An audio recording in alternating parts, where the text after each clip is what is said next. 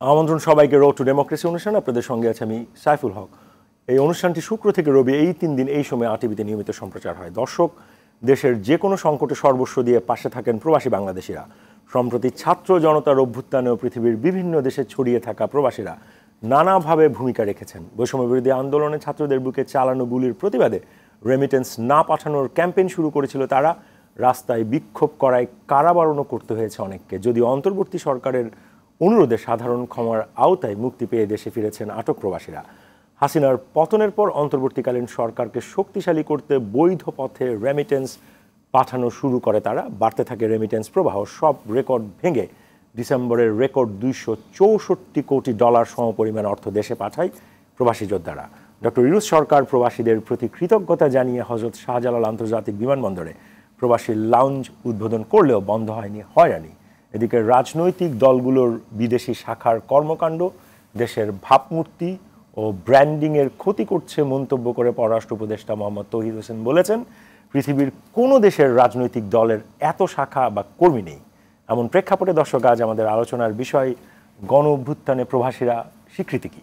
আর এই বিষয়ে আলোচনার জন্য আজ আমাদের সঙ্গে স্টুডিওতে রয়েছেন অস্ট্রেলিয়া বিএনপির সাবেক সাংগঠনিক সম্পাদক ইঞ্জিনিয়ার হাবিবুর রহমান, রয়েছেন বৈষম্য বিরোধী ছাত্র আন্দোলনের দপ্তর সম্পাদক জাহিদ আহসান এবং রয়েছেন মার্চ ফর জাস্টিস কানাডার প্রেসিডেন্ট শহীদ খন্দকার টুকু। আপনাদের তিনজনকে স্বাগত। দর্শক, আপনিও চাইলে আমাদের সঙ্গে এই আলোচনায় অংশ নিতে পারেন।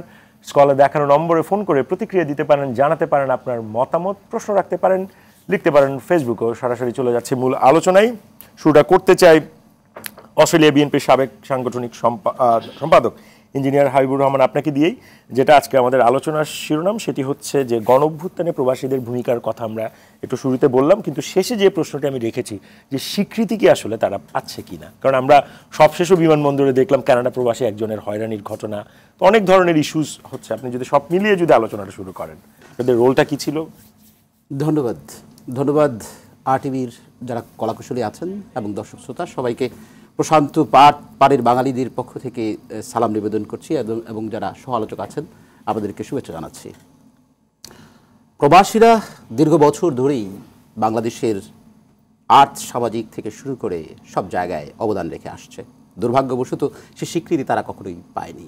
আমাদের যেই ছাত্র জনতা মিলে যে অভ্যুত্থান হলো, জুলাই অভ্যুত্থানে প্রবাসীদের ভূমিকা ছিল সবচেয়ে বেশি। এর কারণ প্রবাসীরা বিদেশের জনমত তৈরি করতে পেরেছে, প্রবাসীরা সোশ্যাল মিডিয়ায় লিখতে পেরেছে, প্রবাসীরা যেই দেশে ছিলেন সে দেশের সরকার থেকে শুরু করে সে দেশের মানবাধিকার সংস্থা থেকে শুরু করে সব জায়গায় যোগাযোগ করার চেষ্টা করেছে, সে দেশের পার্লামেন্টে যাওয়ার চেষ্টা করেছে এবং আমি এর মধ্যে একজন ইনভলভ ছিলাম বলে আমি আসলে নিজেকে গর্ববোধ করি আমি নিজে। এখন বিষয়টা হচ্ছে আমরা কি স্বীকৃতি পেলাম? এই যে আন্দোলন হলো, আমরা যে আন্দোলন করলাম এর জন্য কি স্বীকৃতি পেলাম? আমার মনে হয় যে এই স্বীকৃতি একদিনে আসা সম্ভব না। গভর্নমেন্ট একটা স্টেপ যে নিয়েছে, গভর্নমেন্টকে যদি আমি সাধুবাদ না জানাই অন্তর্বর্তীকালীন সরকারকে, তাহলে আমার কৃপণতা হবে। সুতরাং আমি সাধুবাদ জানাতে চাই।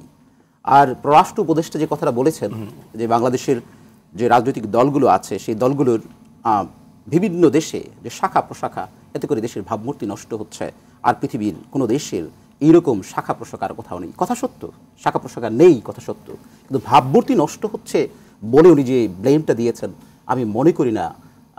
আমি সবিনয়ে ওনার এই কথার সাথে দ্বিমত পোষণ করি। কেননা এমনি কি মনে হয় এত শাখা কেন?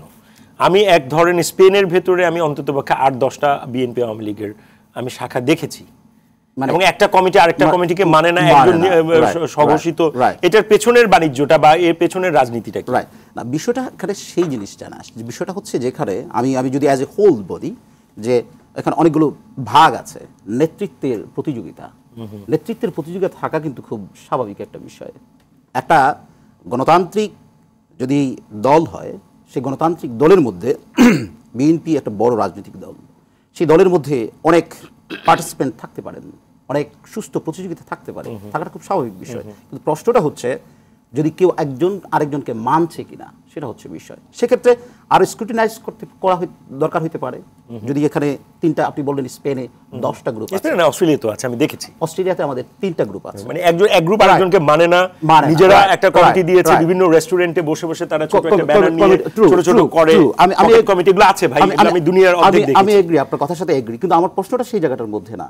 এই যে কাজটা, এই কাজটা হওয়া উচিত না, যদি থাকতে হয় তাহলে একটা থাকা উচিত। আমার প্রশ্নটা হচ্ছে পররাষ্ট্র উপদেষ্টা ওই ইঙ্গিতটা করলেন কিনা যে না, উনি যেটা করতে চেয়েছেন, আমি যদি ঠিকমতো ইন্টারপ্রেট করে থাকি, উনি করতে চেয়েছেন বিশ্বের আর কোনো দেশের রাজনৈতিক দলের শাখা ওই অন্য কোনো দেশে নাই, বাংলাদেশের কেন আছে, ওনার প্রশ্নটা ছিল সেই জায়গাটার মধ্যে।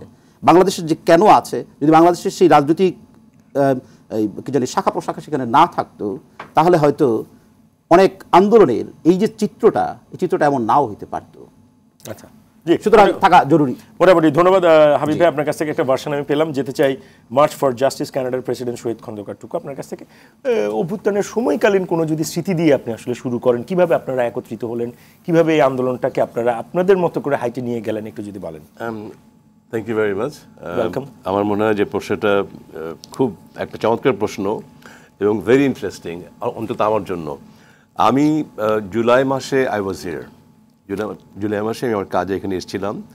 আমি এখান থেকে 16 জুলাই এখান থেকে ব্যাক করি। তখন অলরেডি কিন্তু 6 জন ছাত্র মারা গেছে সেদিনেই। I was coming back from Chittagong. তো তখন থেকে যে ব্যারিকেড দেওয়া শুরু করেছে ছেলেরা, তখনও জানতাম না যে 6 জন মারা গেছে বা যাবে। এরপরে যখন বসছি, তখন আমার কিছু পরিচিত মুখ, আওয়ামী লীগের কিছু নেতা, অনেকে, আই ওয়াজ ভেরি সাসপিশিয়াস যে তারা এতজন মানে কী হচ্ছে, কেন যাচ্ছে। এনিওয়ে, তারপর যখন আমরা ব্যাক করলাম, তখন তো জানি যে বিশাল একটা অবস্থা শুরু হয়ে গেছে।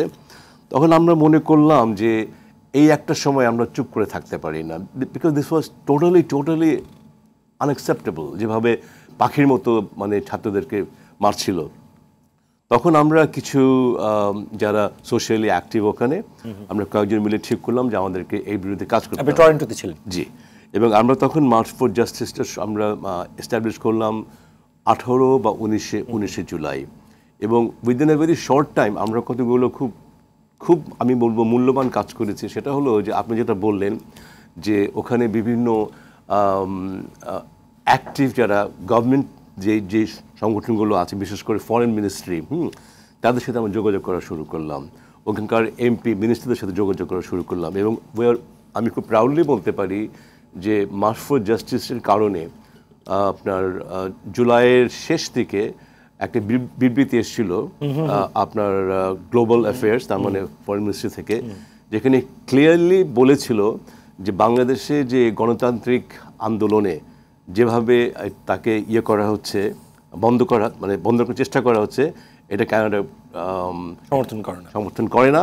এবং বাংলাদেশে যারা এই সমস্ত হত্যার জন্য দায়ী তাদের বিচার করতে হবে এবং একটা গণতান্ত্রিক একটা স্পেস দিতে হবে। তো এই যে কাজগুলো আমরা করেছি, অবভিয়াসলি এগুলো একটা ইম্প্যাক্ট কিন্তু পড়েছে গ্লোবালি। তারপরে যেটা যে সংখ্যালঘুদেরকে নিয়ে যে মারাত্মক একটা অপপ্রচার হয়েছে পরবর্তীকালে, সেখানে আমরা চেষ্টা করেছি যে আপনার ওই একটা ব্যালেন্স একটা বিবৃতি, যেগুলো ওরা তো বলতে পারবে না যে এটা মিথ্যা, বাট হোয়াট দে সেড যে তারা এক্সপেক্ট করে যে বাংলাদেশ মানবাধিকার রক্ষা করার জন্য কাজ করবে। সো আমরা এইভাবে শুরু করেছিলাম, আমরা এখনও কাজ করছি। আমরা আপনার ধরেন বিভিন্নভাবে, আনফর্চুনেটলি আমি জানি না আপনাদের সিডনিতে কী অবস্থা, টরন্টোতে এনটি আপনার মুভমেন্ট, বিশেষ করে সোকল কালচারাল গ্রুপের ভেতরে আর কি, একটু ওই দিকটা ভেরি স্ট্রং। এবং আমাদেরকে এখনো ফাইট করতে হচ্ছে এই গ্রুপের যারা কাজ করছে তারা। এরকম বলতে চাইছেন যতটা না পলিটিক্যালি কালার্ড মুভমেন্ট, তার থেকে অনেক বেশি কালচারালি এনরিচড মুভমেন্ট, এরকম কিছু না।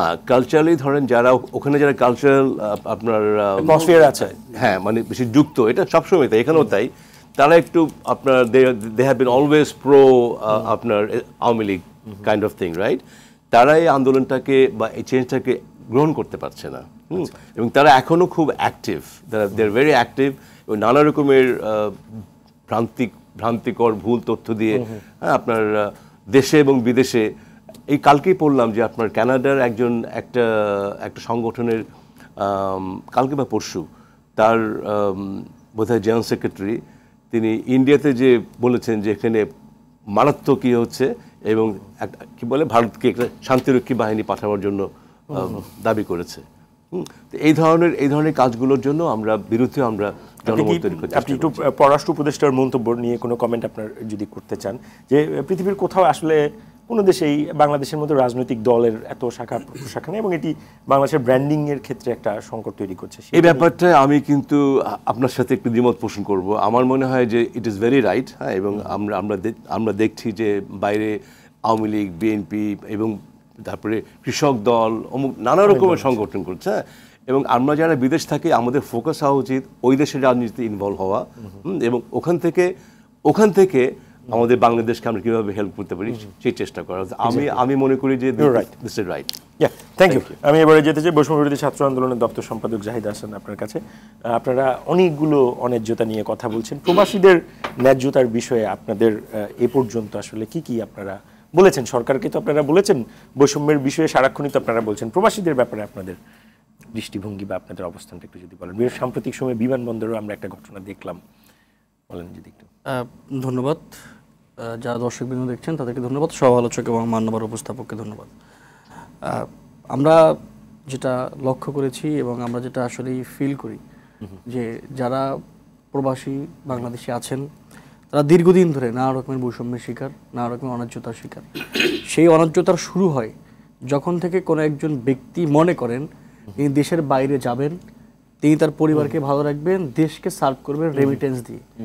এই চিন্তা তিনি যখন থেকে দেশে বসে করেন, যখন থেকে তিনি এয়ারপোর্ট দেখেন নাই, সেখান থেকে শুরু হয় এবং তিনি তার ওই প্রবাস জীবন শেষ করে দেশে ফিরে একদম মৃত্যুর আগ পর্যন্ত তার সঙ্গে অন্যায্যতাটা চলে।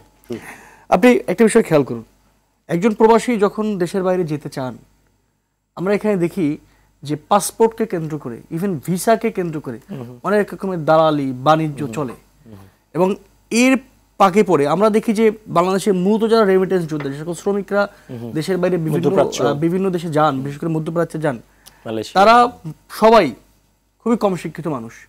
এই পাসপোর্ট অফিস, ভিসা অফিসের যে মারপ্যাচ, যে আইনের মারপ্যাচ, এগুলো এত বেশি তারা বোঝেন না। এই না বোঝবার কারণে যেটা হয়, আমাদের এখানে একটা বড় চক্র আছে, যেটা নিশ্চয়ই আমরা যখন পাসপোর্ট করতে যাই কিংবা ভিসা করতে যাই, আমরাও ওই একই জিনিসের সম্মুখীন হই। যখন একজন জুলাই অভ্যুত্থানের পর এগুলোর মধ্যে কোনো চেঞ্জ আপনারা আনতে পেরেছেন? কম শিক্ষিত মানুষ, আমি একটু আসছি, কম শিক্ষিত মানুষ সেটা বোঝেন না, সুতরাং তখন তার থেকে অনেক বেশি টাকা ছিনিয়ে নেওয়া হয়। এবং একই সঙ্গে আমরা দেখি যে আমাদের এখানে বিমান ভাড়া অনেক বেশি। এক দেশ থেকে আরেক দেশে যাওয়ার জন্য যে সকল বিমান ভাড়া, আমরা ইভেন পার্শ্ববর্তী ভারতে যে পরিমাণ বিমান ভাড়া দেখি তার থেকে অনেক বেশি আমাদের এখানে বিমান ভাড়া। আমরা কি করছি দেখুন, বৈষম্য বিরোধী ছাত্র আন্দোলন বাংলাদেশের সরকার না। বাংলাদেশে 5ই আগস্ট গণ অভ্যুত্থানের পরে স্বৈরাচারী হাসিনা এবং তার দোসরদের পতনের পরে বাংলাদেশের সকল রকমের মানুষের, সকল রাজনৈতিক দল, সিভিল সোসাইটি, সকলের ঐক্যমতে, সকলের ম্যান্ডেট একটি গণ অভ্যুত্থানের পরবর্তী অন্তর্বর্তীকালীন সরকার গঠিত হয়েছে। আমরা প্রবাসীদের ব্যাপারে নানা রকমভাবে অন্তর্বর্তীকালীন সরকারকে বলেছি। আমরা দেখেছি একটা বিষয় খুবই গুরুত্বপূর্ণ, যে এই গণ অভ্যুত্থানের আন্দোলনে অংশ নেওয়ার জন্য আরব আমিরাতে এবং সৌদি আরবে অনেকজন প্রবাসী চাকরি হারিয়েছে এবং আমরা বারবার বলেছি সরকারকে যে হয়তো তাদেরকে ওইখানে রিপ্লেস করা হোক অথবা দেশে ফিরিয়ে এনে তাদের সমমর্যাদার যে কোনো একটি চাকরি তাদেরকে দেওয়া হোক, যাতে করে এই পরিবারগুলোকে কোনোভাবে অসচ্ছল অবস্থায় দিন কাটাতে না হয় এবং এই ব্যক্তিদের যে ডিগনিটি ছিল, যে সোশ্যাল ডিগনিটি, এই সোশ্যাল ডিগনিটি যাতে কোনোভাবে ভঙ্গ না হয়। এবং একই সঙ্গে আমরা যেটা খুব উদ্বিগ্নতার সাথে লক্ষ্য করলাম যে এয়ারপোর্টে একজন প্রবাসীর সঙ্গে এবং তার পরিবারের আরও কয়েকজন ব্যক্তির সঙ্গে যে হেনস্থার ঘটনা ঘটলো, আপনারা নিশ্চয়ই সংবাদ মাধ্যমগুলোতে লক্ষ্য করে দেখবেন, সেখানে ওই এয়ারপোর্টের নিরাপত্তার দায়িত্বে থাকা আনসার এবং অন্যান্য যে সকল আইন শৃঙ্খলা বাহিনীর লোকজন আছেন তাদের মাধ্যমে এবং হেনস্থা এবং এই প্রবাসীর উপর আক্রমণের ঘটনাটি ঘটেছে। আমরা সেটা নিন্দা জানিয়েছি। আমরা মনে করি, আমরা যে কথাটি বারবার বলি, আমরা এখনো মনে করি যে 5ই আগস্ট কোনোভাবেই আমাদের লড়াই শেষ হয় নাই। আমরা এই লড়াইটিকে চলমান দেখছি। আমরা বলছি যতদিন অবধি বাংলাদেশে এই সকল কাঠামোর পরিবর্তন না হবে ততদিন অবধি আমরা লড়াইয়ের মাঠে আছি, আমরা লড়াইয়ের মাঠ ছেড়ে যাইনি। সুতরাং এই একজন প্রবাসী, ওনার নাম আমি যদি ভুল না করি সাইদ, উনি ওনার পরিবারের সঙ্গে যেটা ঘটেছে এবং হাজার হাজার প্রবাসীর সঙ্গে দেখো লাঞ্ছনার ঘটনা ঘটে, তাদের সোশ্যাল ডিগনিটিকে যেভাবে বারবার নষ্ট করা হয়, আমরা চাই বাংলাদেশে এর বাইরে যদি কোনো রকমের আইন করেও হয়, এই সকল ব্যক্তিদের লাঞ্ছনার বিরুদ্ধে বাংলাদেশের সরকার, অন্তর্বর্তীকালীন সরকার কিংবা সামনে নির্বাচনের পরে যে সরকার আসবেন, যারা সরকার গঠন করবেন, তাদেরকে অবশ্যই ব্যাপার পদক্ষেপ নেবেন। Very nice, very nice. আমি আবারও একটু ফিরতে চাই হাবিবুর রহমান আপনার কাছে, ইঞ্জিনিয়ার হাবিবুর রহমান, যেটা বলছে যে 5ই অগাস্টের লড়াই এখনো শেষ হয়নি।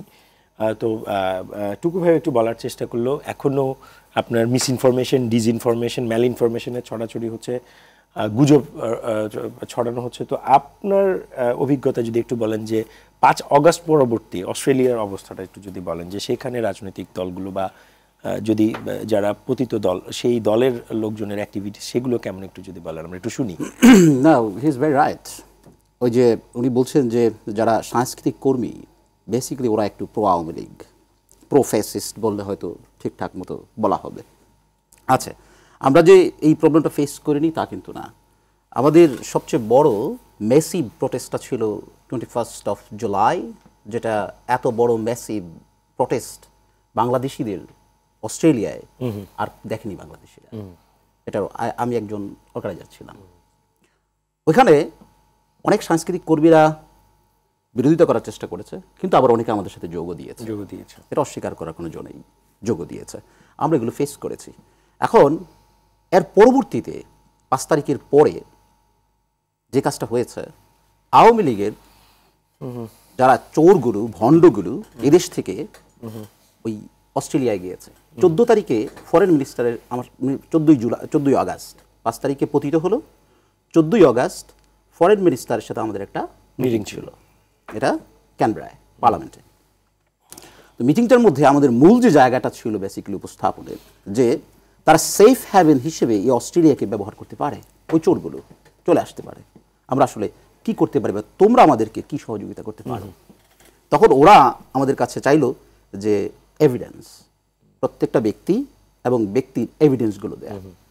তো আমাদের লাস্ট আমরা যেটা জমা দিয়েছিলাম এমপিদের নামগুলো, কিন্তু ওদের এমপিদের নামগুলো আপনারা প্রটোকলটা কি ছিল, মানে আপনারা বের করেছেন যে মানে তাদের অস্ট্রেলিয়ান পাসপোর্ট আছে? এরকম না বিষয়টা, অস্ট্রেলিয়ান পিআর আছে বিষয়টা এরকম না, যে কেন অস্ট্রেলিয়ান ভিসা নিয়ে নরমালি যেতে পারে বলে আপনার মনে হয়? হ্যাঁ, ওইটার জন্য যে ভিসা নিয়ে চলে যাবে, সেফ হেভেন হিসেবে তারা সেটাকে ব্যবহার করবে। গিয়েছে এই যে পাবনা 5-এর প্রিন্স, সেখানে গিয়েছে, সেখানে মিছিল হয়েছে লাস্ট 2 সপ্তাহ আগে, মিছিল হয়েছে সিডনিতে, লাকেম্বায়, বাংলাদেশের এরিয়া। হ্যাঁ, সে সেখানে গিয়ে চা খাচ্ছিল, দেখছে লোকজন, পরে সাধারণ জনগণ, বিএনপির লোকজন এসে মিছিল করেছে, চোর এখানে কি করে, তারপর হয়তো সে এখন আসবে না সেখানে। মানে পয়েন্ট আমি যেটা বলার চেষ্টা করছি, আপনারা একটা লিস্টিং করে আপনারা জমা দিয়েছি, কিন্তু আমরা সেই লিস্টে উনি ছিল না, ছিল হয়তো, তার হয়তো বিষয়টা আগেই হয়ে গেছে। আরেকটা জিনিস ছিল যেটা আমরা পারিনি করতে, ওনারা বলছিল যে নামটা লিস্টে দিতে এবং তার সাথে এভিডেন্স দিতে। এখন চোরের সে যে চুরি করেছে এভিডেন্সটা আমি কোথায় পাবো? আমাদের পক্ষে সম্ভব ছিল না বেসিক্যালি। কিন্তু আমার প্রশ্নটা আরেকটা জায়গার মধ্যে, এটা তো ওখানে এই সমস্যাটা গেল, বাংলাদেশ থেকে এই চোরগুলো 5 তারিখের পরে পালিয়ে গেল কি করে? আমার প্রশ্নটা হলো এই জায়গাটার মধ্যে, যে আমি তো জানি এরা চোর, এদেরকে বর্ডার প্রোটেকশনটা আমাদের ছিল না, তারা চলে গেল। আমার ধারণা এখনো হয়তো চলে যাচ্ছে। কিছু ওই দিন পেপারে দেখতে পেলাম কোন এক নায়িকাকে ফেরত আনা হয়েছে। আমি ধন্যবাদ জানাই যারা কাজটা করেছেন, তাদেরকে ধন্যবাদ জানানো আমার জরুরি। আরেকটা বিষয় আমি আপনার মাধ্যমে, আমি এই অন্তর্বর্তীকালীন সরকার আছে যারা, বা পরবর্তী যারা সরকার হবে, যারা দেখছেন, সবার কাছে একটা অনুরোধ করতে চাই, প্রবাসীদেরকে সম্মান দেওয়ার কথা বলে শুধু মুখে বলে কালের মধ্যে শ্রুতিমধুর হয় এমন কিছু করার আসলে প্রয়োজন নেই। আপনাদের সত্যিকার অর্থেই চান প্রবাসীদেরকে আপনারা সম্মান করবেন, তাহলে ওই সাইদের এই ঘটনাটা ঘটতো না, সে রক্তাক্ত হতো না। সে যদি মদ্যপ হয়ে থাকে, সে যদি অন্যায় করে থাকে, আমার দেশের বিচার অনুযায়ী তার বিচার হবে, কোনো অসুবিধা তো নাই। তার উপর আঘাত করতে হবে কেন? নিশ্চয়ই বিচার চাই। আমি একটু টুকু আপনার কাছে আসতে চাই।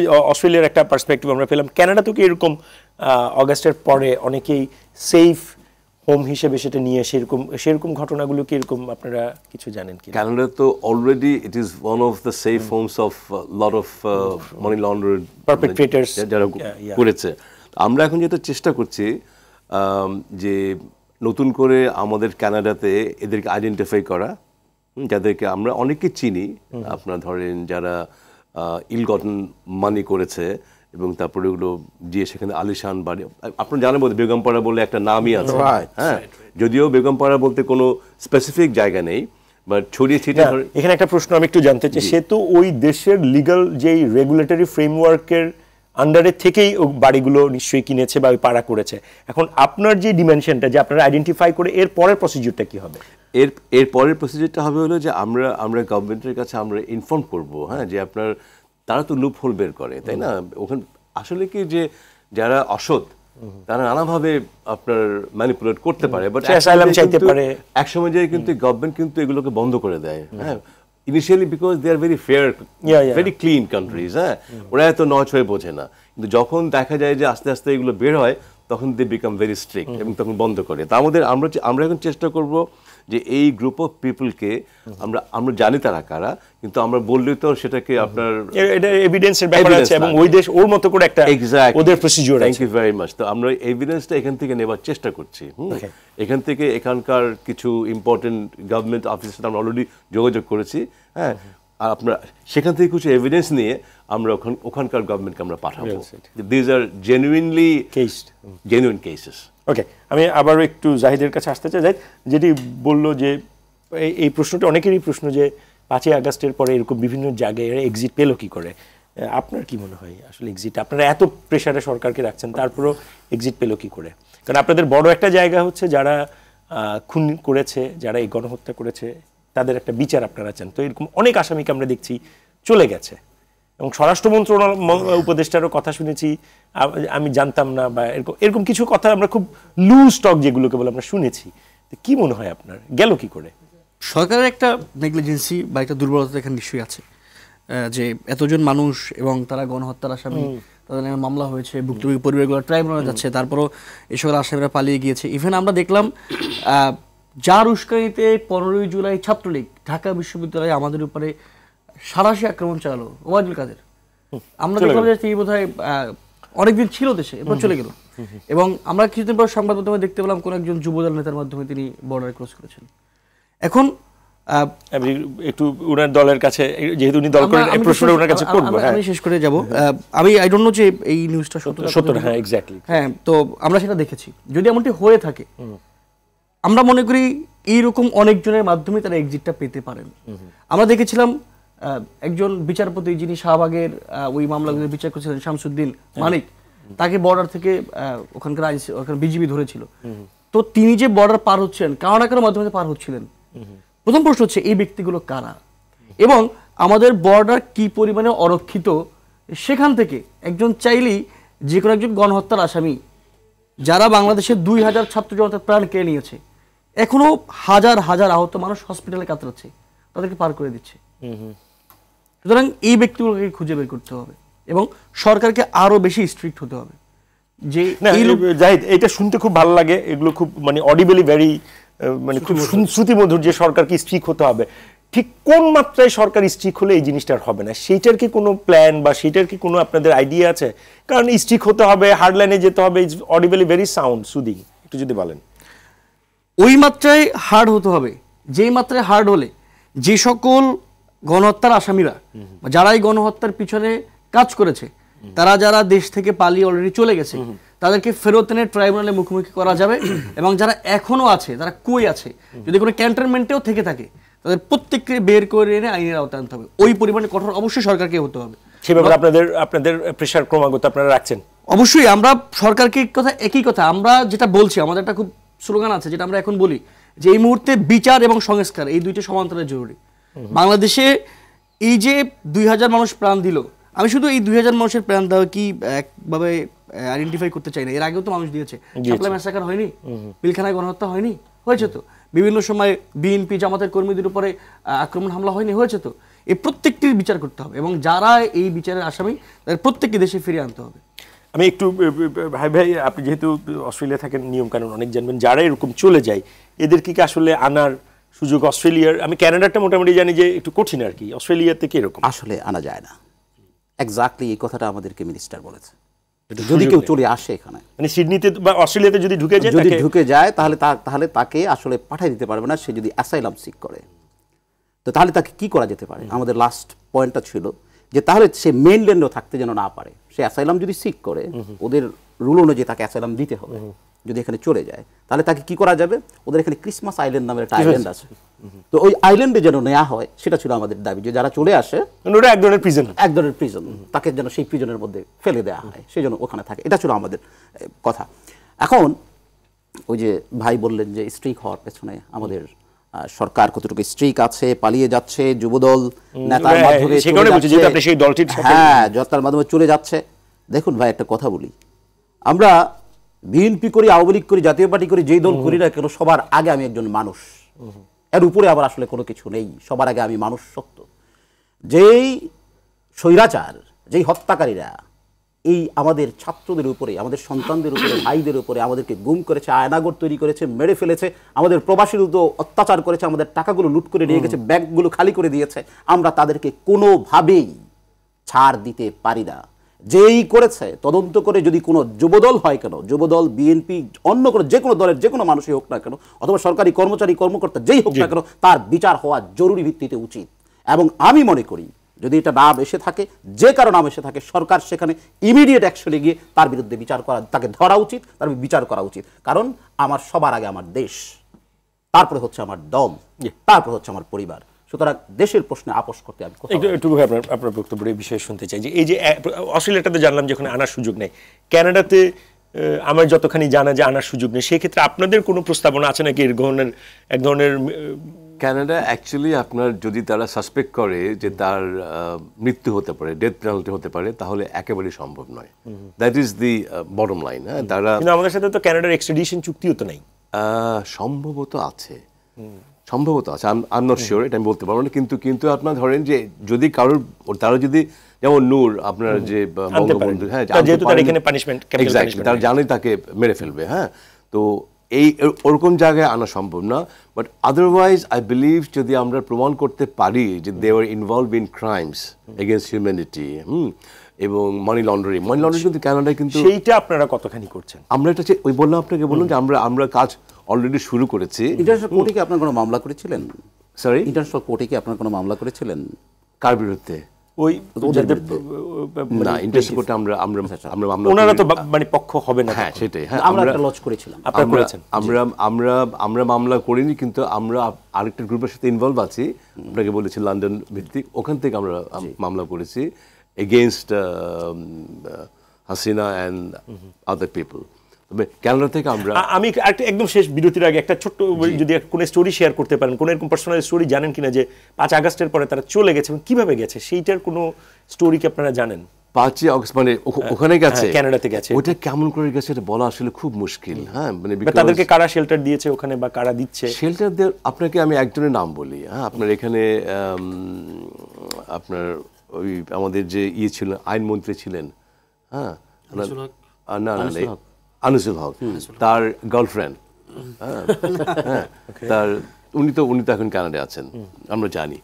এখন কানাডায় কেমন করে গেছে, তার আত্মীয় স্বজন আছে নিশ্চয়ই, হ্যাঁ, somehow they manage to slip in, right?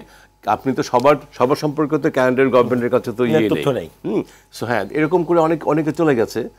আবারও বলছি যে ওদের কাছে তো আপনি আপনার যদি সলিড প্রুফ দিয়ে আপনি না বলতে পারেন, তাহলে তো খুব মুশকিল।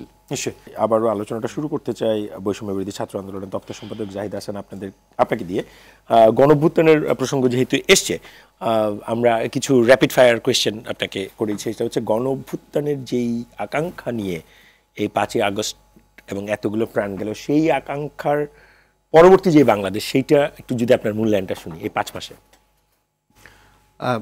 যে জন্য বাংলাদেশের ফেসিবাদের দোসররা বাদে সকল রকমের ছাত্র জনতারা, ইনক্লুডিং প্রবাসী যাদেরকে নিয়ে আজকে আমরা আলোচনা করছি, তারা নেমে এসেছিল রাস্তায়। 5 আগস্ট আমরা ঢাকা শহরে প্রায় 40 লাখ মানুষ দেখেছি আমার হিসাব মতে, আমি যেটা শুনেছি নানাভাবে বিভিন্ন রকমের সাংবাদিকদের কাছ থেকে। যেই আকাঙ্ক্ষা নিয়ে এসেছিল 5ই আগস্ট, সে আকাঙ্ক্ষা মানে এই 5 মাসে বা 6 মাসে পরিপূর্ণ হয়নি।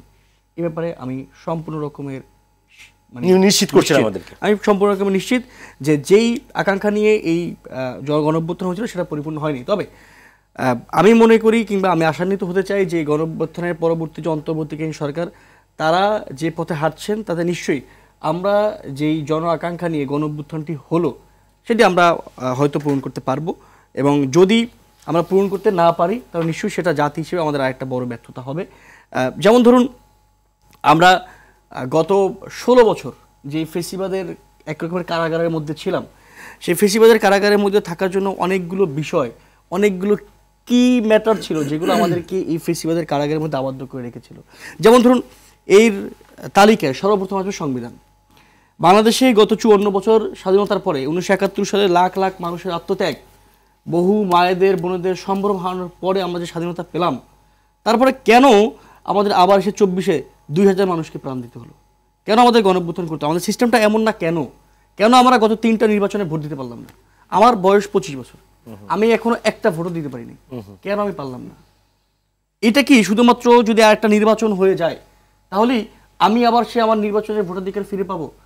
আমি কি এতটুকু নিশ্চিত হতে পারবো যে যদি একটা নির্বাচন কালকে সুষ্ঠু হয়ে যায় তাহলে আবার 20 বছর পরে এসে কিংবা 40 বছর পরে এসে আমাদের পরবর্তী প্রজন্মকে রক্ত দিতে হবে না?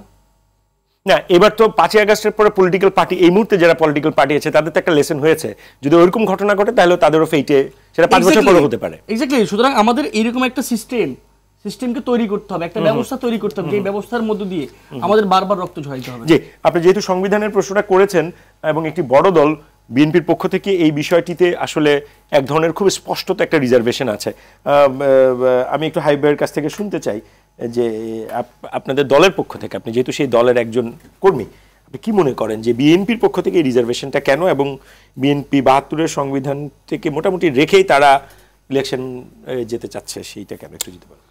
বিএনপি সাধারণ মানুষের দল, জনগণের দল। বিএনপি বিশ্বাস করে জনগণই সকল শক্তির উৎস। জনগণ ডিসাইড করবে সংবিধান কতটুকু পরিমাণ পরিবর্তিত হবে। এখন বিষয় হলো, ওই যে ভাই খুব সুন্দর কথা বললেন, একটা নির্বাচন হয়ে গেলেই কি শেষ? না, তা তো শেষ না। নির্বাচন, কিন্তু নির্বাচন ছাড়া কি হলে শেষ? আপনি কি কোনো এসুরেন্স দিতে পারবেন কি সংস্কার আপনি করবেন, কতটুকু পর্যন্ত সংস্কার করলে সংস্কার শেষ হয়ে যাবে?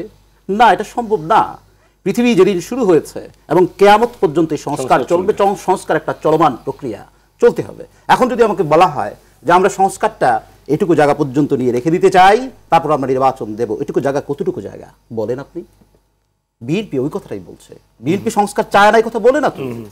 দেশনেত্রী বেগম খালেদা জিয়া বাংলাদেশের মধ্যে সংস্কার শুরু করেছেন, সংস্কার হচ্ছে। আপনি একটা জায়গা থেকে নারী শিক্ষার অধিকার, যেটুকু নারী শিক্ষা ছিল, তাকে যখন নারীদেরকে শিক্ষার একটা জায়গায় গিয়ে ছাড় দেওয়া হলো, তাদের বেতন লাগবে না, এটা একটা সংস্কার।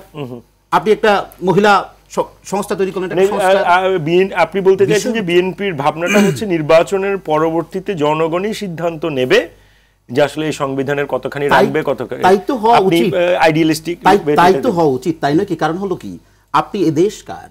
এ দেশ জনগণের। এ দেশ কিভাবে পরিচালিত হবে সে সিদ্ধান্ত দিবে। জাহিদ হাসান যেটি বলছেন যে এই অবস্থায় যদি একটা নির্বাচনে চলে যাওয়া হয় তাহলে আরো একবার যে এই ধরনের একটা ঘটনা ঘটবে না, সেইটার নিশ্চয়তা কি দেয়া যাবে? আসলে এই নিশ্চয়তার, এটা নিশ্চয়তা সম্ভব না। নিশ্চয়তা তো কোনো ক্ষেত্রেই সম্ভব। তবে এটা সম্ভব যে আপনার 5 বছর পর পর যখন জনগণ তাদের মতাধিকার প্রয়োগ করার সুযোগ থাকে, তখন যদি আপনি কথা না দেন, আপনি এটুকু যেতে পারেন এই সংস্কারের মধ্যে যে এমন একটি শক্ত নির্বাচন কমিশন থেকে শুরু করে এমন একটা শক্ত জায়গা তৈরি করা যেখানে 5 বছর পর পর এসুরেন্স হবে যে এখানে সুষ্ঠু নির্বাচন হবে। জনগণের সাথে কমিটমেন্ট দেওয়ার পরে কোনো রাজনৈতিক দল যদি সে কমিটমেন্ট রক্ষা না করে ফেসিস্ট হওয়ার পথে হাঁটে, তাহলে জনগণ তাদেরকে উষ্টা মেরে দূরে সরিয়ে দিবে। এটাই হচ্ছে রাস্তা। ধন্যবাদ। আমি একটু শহীদ খন্দকার টুকু ভাই আপনার কাছ থেকে শুনতে চাই, সেটি হচ্ছে যে আকাঙ্ক্ষা নিয়ে আপনারাই এই মার্চ ফর জাস্টিস থেকে শুরু করে নানা ধরনের অ্যাক্টিভিটিস করেছেন, সেই আকাঙ্ক্ষা এই 5 মাসে আপনি কতখানি অগ্রগতি বা কতখানি দৃশ্যমান দেখলেন? একদম অনেস্ট উত্তর শুনতে চাই। আমি একদম অনেস্টলি আপনাকে বলবো যে একটা কথা উনি বলেছেন, ইট ওয়াজ এ গণ অভ্যুত্থান, এটা কিন্তু বিপ্লব হয়নি না। যখন বিপ্লব হয়, বিপ্লবের কতগুলো কাঠামোগত একটা দিক নির্দেশনা থাকে, তাই না? এটা একটা সাডেন, একটা ভেরি সাডেন একটা অভ্যুত্থান হয়েছে। সেই অভ্যুত্থানের মূল জায়গা ছিল হাসিনা হ্যাজ টু গো।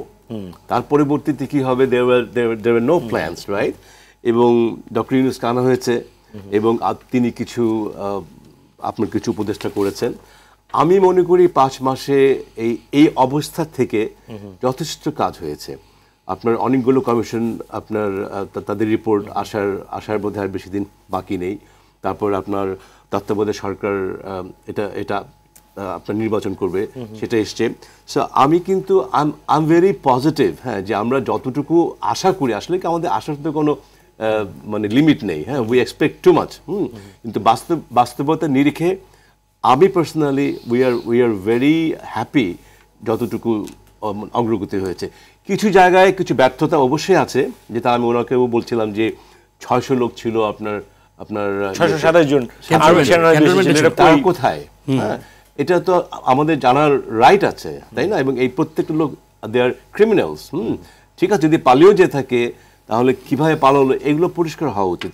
এই ধরনের কিছু জায়গা আছে যেগুলো পরিষ্কার হওয়া দরকার। চিকিৎসা, জি, আহতদের চিকিৎসার বিষয়টিও দ্যাট ইজ ভেরি ইম্পর্টেন্ট। আপনি থ্যাংক ইউ ভেরি মাচ। হ্যাঁ, এদেরকে যে চিকিৎসা দেওয়ার কথা ছিল তার কিছুই হয়নি, নাথিং। এই জায়গাগুলো ব্যর্থতা। বাট ওভারঅল সামনের দিকে অগ্রসর হওয়ার জন্য রাষ্ট্রের যে কাঠামোগুলি করা দরকার, আমার মনে হয় 5 মাসে অনেকটাই তারা করতে পেরেছেন। হ্যাঁ ভাই, আবার আপনার কাছে 5 মাসের যদি একটু মার্কিং করেন।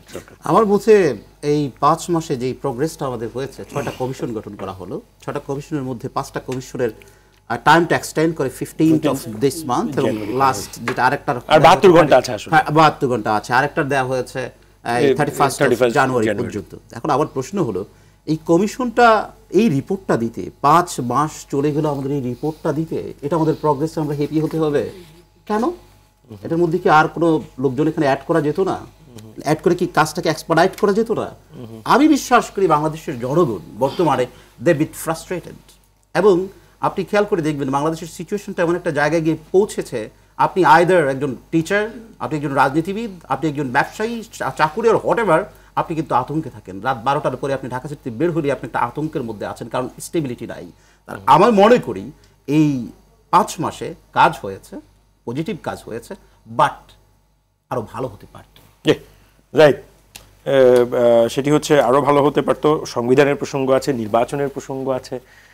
আপনাদের যেহেতু আপনারা মানুষের কথা বলার জন্য প্রথমে আপনাদের কোটা আন্দোলন দিয়েই শুরু, তারপরে সরকারের পতন, তারপরে আপনারা নতুন রাজনৈতিক দলের ঘোষণা দিয়েছেন, সম্ভবত দ্রুত, আমরা যাই না, আমি একটু আপনার কাছ থেকে শুনতে চাই কবে নাগাদ সেই রাজনৈতিক দল আসতে যাচ্ছে, তারা আসলে প্রবাসীদের ভাবনা কিভাবে দেখে, তারা নির্বাচনের ভাবনাকে কিভাবে দেখে, একটু যদি আমাদেরকে বলেন। জি, অনেকগুলো বিষয় আমি বললাম, আপনি আপনার ধন্যবাদ। আমি একটু সময় নিয়ে বলতে চাই। আমরা মনে করি যে একটি কথা আমরা বারবার বলেছি যে আমরা আমাদের, এবং হাবিব ভাইয়ের একটি কথা আপনি যদি একটু অ্যাড্রেস করেন, আমি ওটাকে অ্যাড্রেস করব, আমি ওটাতে অ্যাড্রেস করব, ওটা থেকে শেষে আসি, আমাদের ভাবনাটা আমরা বলে নিই। আমরা মনে করছি যে আওয়ামী লীগ দেশ থেকে পালিয়ে গিয়েছে, আওয়ামী লীগকে আর কোনোভাবেই কামব্যাক করতে দেওয়া যাবে না। সেটা বাংলাদেশে আমরা সহ অন্য রাজনৈতিক দল, নিশ্চয়ই বিএনপি আমাদের সাথে একমত হবেন, সবাই একমত। সুতরাং বাংলাদেশে একটা পলিটিক্যাল ভ্যাকুয়াম আছে বলে আমরা মনে করি। সেই পলিটিক্যাল ভ্যাকুয়াম পূরণ করবার জন্য যারা এই গণঅভ্যুত্থানে সামিল ছিল, ছাত্ররা, জনতারা, তারা মনে করছে যে এই পলিটিক্যাল ভ্যাকুয়ামকে নেতৃত্ব দেওয়ার জন্য একটি নতুন রাজনৈতিক দল দরকার। আমরা সে লক্ষ্যে কাজ করছি। আমরা মনে করি যে যে সকল প্রবাসীরা দেশের বাইরে থাকেন তাদের প্রত্যেকের ভোটাধিকার থাকা উচিত। তারা তো আমাদের নাগরিক, তারা কেন ভোট দিবেন না? আমরা বারবার বলেছি, সংবিধান সংস্কার কমিশন যখন আমাদের কাছে প্রস্তাবনা চেয়েছেন, আমরা সেখানেও উল্লেখ করেছি যে সকল প্রবাসীদের ভোটাধিকার অবশ্যই নিশ্চিত করতে হবে। এই আমরা মাঝে মাঝে দেখি, যেমন আমরা কোরিয়াতে দেখলাম অনেকজন প্রবাসী চাকরি চলে গেছে, কারণ তারা স্কিলফুল না। এই যে সকল প্রবাসীদেরকে দেশের বাইরে পাঠানো হবে, তাদের প্রত্যেককে যাতে স্কিলফুল করে পাঠানো হয়, যাতে করে বাংলাদেশের মর্যাদা কোনোভাবে দেশের বাইরে অন্য কোনো কান্ট্রিতে নিচু না হয়। আমি একটু ভাইয়ের কথা আসতে চাই, সংবিধান এবং নির্বাচনী যা বলা হলো, আমি একদম খুবই স্পষ্ট করে বলতে চাই, যেটা বললেন সংস্কার একটা চলমান প্রক্রিয়া, নিশ্চয়ই আমরা সেটা মনে করি। এখন ধরুন যদি এই অন্তর্বর্তীকালীন সরকার সংবিধান পরিবর্তনের উদ্যোগ না নিতেন, বিএনপি কি কোনোভাবে নিশ্চয়তা দিতে পারে যে তারা ক্ষমতায় আসার পরে, ধরে নেন, একদম স্পষ্টত ধরে নেন যে এই সংবিধান পরিবর্তন অন্তর্বর্তীকালীন সরকার করবে না, তারা একটি হাতও দিবে না, বিএনপি ক্ষমতা আসার পরে সংবিধান পরিবর্তন করবে? আমি তার একটা কাউন্টার প্রশ্ন করি, সেটা হচ্ছে এগুলো তো কোনো লিখিত গ্যারান্টি দিয়ে আসলে হয় না। এটা হচ্ছে পলিটিক্যাল কনসেনসাস, বা যেটাকে বলা হচ্ছে যে আপনার একটা বৃহত্তর ঐক্যের, রাজনৈতিক ঐক্যের কথা আপনারাও বলছেন। ধরেন আপনি একটা সংবিধান পুরোপুরি বাতিল করলেন, সংবিধান আপনি নতুন করে লিখলেন, বিএনপি ক্ষমতায় এসে এগুলো তো পরবর্তী যেই সংসদ হবে সেখানেই অনুমোদন হবে। আমি একটু শেষ করি, বিএনপি যদি ক্ষমতায় আসে ফর এক্সাম্পল সে যদি এটি অনুমোদন না করে তাহলে কি স্যার আমি একটু শেষ করি, আমাকে একটু দয়া করে সময় দেন। আমার প্রশ্নের আমি আপনার প্রশ্নটা আই গট ইট। যেটা ব্যাপার সেটা হলো আমরা বিএনপি যে সকল নেতৃবৃন্দকে দেখছি তাদের কথায় এমন আশ্বাস পাচ্ছি না তারা 72 সংবিধানকে পরিবর্তন করতে চান, যেটা আমরা বিএনপির কয়েকজন সিনিয়র নেতৃবৃন্দ কেন পাচ্ছেন না? এটা তো 31 দফার যে 31 দফা তার প্রথম যে দফাটা আমরা সংবিধান পরিবর্তনের দফা প্রথম দফা আমরা মির্জা আব্বাস সাহেবের কথাই দেখছি। তিনি বলছেন যে এই সংবিধান 71-এর মুক্তিযুদ্ধের যে সকল শহীদ তাদের রক্তে লেখা সংবিধান, এটা কোনো রকম পরিবর্তন করা যাবে না, সেটা আমরা দেখেছি। সুতরাং আমরা নিশ্চয়ই তার কথাকে অথেন্টিক ধরবো। ছুরি ফেলে দেওয়া যাবে না, দ্যাটস ইট। আপনি ইন্টারপ্রেট করছেন যদি এখন দেখুন করেন না, অবশ্যই আমরা মনে করি ছুঁড়ে ফেলতে হবে, কারণ ধরুন এই আপনি যে মনে করছেন এই আপনির আমি একটু শেষ করি না জাহিদ, এই আপনির ভিতর আসলে কারা? এই আপনি স্যার আমি ওখানে আসি, আপনি কারা? মানে আপনার ভিতর কি আমরা আছি? স্যার আমি ওটাতেই আসছি স্যার। আমরা যদি থাকি সেটাও তো আপনাকে ভোটিং এ যেতে হবে। যেটা ভাই বললেন যে 5 মাস কেন লাগলো, এখানে কি আরো লোকবল যুক্ত করা যেত না? আমি মনে করি ধরুন এই যে সংবিধান এটা কি পরিবর্তন হবে নাকি বাতিল হবে নাকি ঠিক থাকবে, এটা তো একটা ন্যাশনাল ইউনিটি হইতে হবে। আমি একা বললে হবে না, আমি মনে করি এই ন্যাশনাল ইউনিটির জন্য এই ন্যাশনের প্রত্যেকটা এন্টিটির কাছে তো যেতে হবে, প্রত্যেকটা রাজনৈতিক দলের সঙ্গে বসতে হবে, শ্রমিকদের সঙ্গে বসতে হবে, কৃষকদের সঙ্গে বসতে হবে, প্রত্যেকের সঙ্গে বসতে হবে, সিভিল সোসাইটির সঙ্গে বসতে হবে। যারা টকশোতে বড় বড় কথা বলে তারা বাংলাদেশের জনগণকে প্রতিনিধিত্ব করে না, যেই লোক কৃষিকাজ করে সে বাংলাদেশের জনগণকে প্রতিনিধিত্ব করে, তার কাছে যেতে হবে। আপনার মতামত? তার কাছে যেতে হবে। এটা আপনার মতামত বলে উনি মনে? হ্যাঁ, কোনো সমস্যা নেই। তো আমি যেটা বলতে চাই সেটা হচ্ছে এই যে প্রত্যেকটা এন্টিটির কাছে পৌঁছানো সময় লাগবে, তো এখন এদের কাছে না পৌঁছে যদি সংবিধান সংস্কার কমিশন একটা রিপোর্ট তারা নিজেদের মতো করে তারা যেটা মনে করেন, যারা সংবিধান সংস্কার কমিশন আছেন তাদের মতো তারা যদি একটা রিপোর্ট প্রধান উপদেষ্টা বরাবর দাখিল করতেন, আমি মনে করি সেটা জনগণের আকাঙ্ক্ষা হতো না। নিশ্চয়ই বিএনপি কোনো কোনো প্রস্তাবনা দিয়েছে, আমি যদি জানি সংবিধান সংস্কার কমিশন প্রত্যেকটা রাজনৈতিক দলের কাছে চিঠি পাঠিয়েছে প্রস্তাবনা দেওয়ার জন্য, আমাদের কাছেও দিয়েছিল, আমরা আমাদের মতো করে প্রস্তাবনা তৈরি করেছি। স্যার আমি একটু শেষ করতে চাই, যেটা আমার সমালোচক বললেন যে এই সংস্কারটা কি হবে কিভাবে কোনো প্ল্যান ছিল না, আমি মনে করি একটা প্ল্যান আমাদের ছিল। ধরুন যখন 3রা আগস্ট কেন্দ্রীয় শহীদ মিনারে এক দফা উচ্চারিত হচ্ছিল, আমরা কখনোই শুধুমাত্র বলিনি যে শেখ হাসিনার পতন চাই, স্পষ্ট করে সেদিন নাহিদ ইসলাম উচ্চারণ করেছিলেন এই ফেসিস্ট শেখ হাসিনার পতন চাই। একই সঙ্গে তিনি পরের বাক্যটি বলেছিলেন বাংলাদেশের সকল ফেসিবাদী ব্যবস্থা আছে সকল ফেসিবাদী ব্যবস্থা নির্মূল চাই। সুতরাং এইটাই প্ল্যান যে ফেসিবাদী যে সকল ব্যবস্থা আছে সেটাকে আরও সেটা ফেসিবাদী ব্যবস্থা কি কি আছে সেসব আলোচনা হতে পারে, সে সকল নির্মূল করতে হবে। স্যার আপনি যেটা বলেন যে পরবর্তী সংসদ অনুমোদন করবে, আমরা এই জন্যই বলছি একটা গণপরিষদ হতে হবে, যেই গণপরিষদ এই সংবিধানকে অনুমোদন করবে, এই গণপরিষদ নির্বাচনটা হতে হবে। আপনার একটু মন্তব্য শুনতে চাই, আমরা একটু পলিটিক্যাল ডিমেনশনে আলোচনা। এটা আসলে খুব কঠিন একটা প্রশ্ন। উনি রাজনীতি করেন, উনিও রাজনীতি করেন, দল করেন, একজন এই আন্দোলনের একজন কিন্তু আপনি, যে আমরার কথা জাহিদ বলছে সেই আমরার একজন কিন্তু আপনিও। অ্যাবসলিউটলি। আমার যেটা ব্যক্তিগত ওপিনিয়ন হচ্ছে, বা আমি যতটুকু জানি যে এটা ইম্পোজ করা হচ্ছে না, উনি যেটা বললেন, হ্যাঁ, যে এটা আলটিমেটলি সবার সাথে কথা বলি তারা একটা কাঠামো তৈরি করছেন, এবং এই কাঠামোগুলি ultimately all the parties will have to agree or approve. তাই যদি হয় তাহলে আমি তো কোনো সমস্যা দেখি না। আর প্রবাসীদের ভোটিং এর বিষয়ে আপনাদের তরফ থেকে কি আসলে? অবশ্যই ভোটিং এর রাইট থাকা উচিত। হ্যাঁ, আমাদের সেটাকে আপনারা কি এই নির্বাচন ব্যবস্থা সংস্কার কমিশনের কাছে ওনারা তো ইমেইলে আপনার বিভিন্ন মতামত নিয়েছে, আপনারা প্রবাসীরা সেই ধরনের কোনো ওপিনিয়ন বা? আমরা অনেকগুলো ওপিনিয়ন দিয়েছি। আপনার ধরেন বিশেষ করে ভোট, মানে আমাদের যে ভোটিং রাইট সেটা হওয়া উচিত, ওই ব্যাপারে খুব স্পষ্ট করে বলা হয়েছে, এবং ডেফিনেটলি আমার মনে হয় উনি যেটা বললেন, I think they also already বলা হয়েছে কিন্তু, হ্যাঁ, যে তারা এগ্রি করেছে, তাই না? অলরেডি তো বলেই ফেলেছে, তো আমার মনে এটা নিয়ে বিতর্কে থাকা উচিত নয়। আমি ওনার কথার সাথে গণপরিষদের আলোচনা দিয়ে আমরা শেষ করব। এখন বিষয় হচ্ছে মির্জা আব্বাস সাহেব বলেছে আমাদের শহীদদের রক্তে লেখা এই সংবিধান। এখন এটা কথাটার অর্থটা ইন্টারপ্রেট কিভাবে করছেন সেটার উপর নির্ভর করছে। এটা বলেনি যে সংবিধান পরিবর্তন করা যাবে না, কারণ বিএনপির যে 31 দফা দেয়া হয়েছে, 31 দফার প্রথম যে দফাটা সেটা সংবিধান পরিবর্তনের কথা বলা হয়েছে। সংবিধান পরিবর্তন করতে হবে। কি পরিবর্তন করতে হবে? যদি আমাদেরকে ফেসিজমের দিকে নিয়ে যায় তা পরিবর্তন করে গণতন্ত্রের দিকে ফিরিয়ে আনার পরিবর্তন করতে হবে।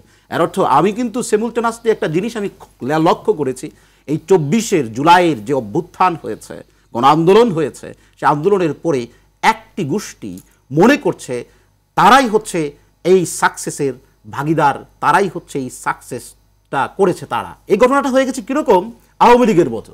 আওয়ামী লীগ মনে করে 1971 সালের যে মহান মুক্তিযুদ্ধ হয়েছে, এই মহান মুক্তিযুদ্ধের একমাত্র ক্রেডিট আওয়ামী লীগের, কিন্তু তারা এটা ভুলে যায় এই ক্রেডিটটা হচ্ছে পুরো বাংলাদেশের আপামর জনতার এই ক্রেডিট।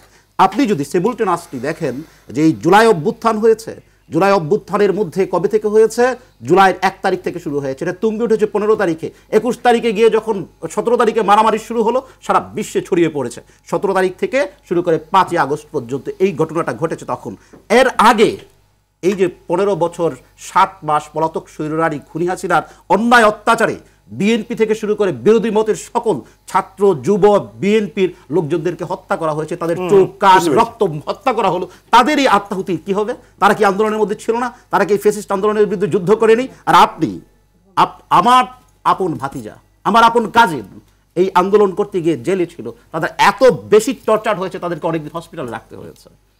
এর অর্থ কি ভুলে গেলে চলবে? ভুলে গেলে চলবে না। সুতরাং আমি যেটা বিশ্বাস করি, বাংলাদেশ জাতীয়তাবাদী দল বিশ্বাস করে আমাদের ঐক্যমতের ভিত্তিতেই একটি সুন্দর রাষ্ট্র গঠন করা সম্ভব। শহীদ প্রেসিডেন্ট জিয়াউর রহমানের 19 দফার মধ্যে শেষ দফাটাই বলেছে, আমাদের জাতীয় ঐক্য ঠিক থাকে তাহলে আমরা একটা সুন্দর দেশ গঠন করতে পারব। আপনাদের সকলকে এই অসংখ্য ধন্যবাদ। আপনাদের বক্তব্য দিয়ে আমরা শেষ করছি যে একটা সবার ঐক্যমতের একটা রাষ্ট্র আমরা চাই। দর্শক, রোড টু ডেমোক্রেসি আজ এখানেই শেষ করছি। সবাই ভালো থাকবেন, সুস্থ থাকবেন, আর আরটিভির সঙ্গে থাকবেন। ধন্যবাদ।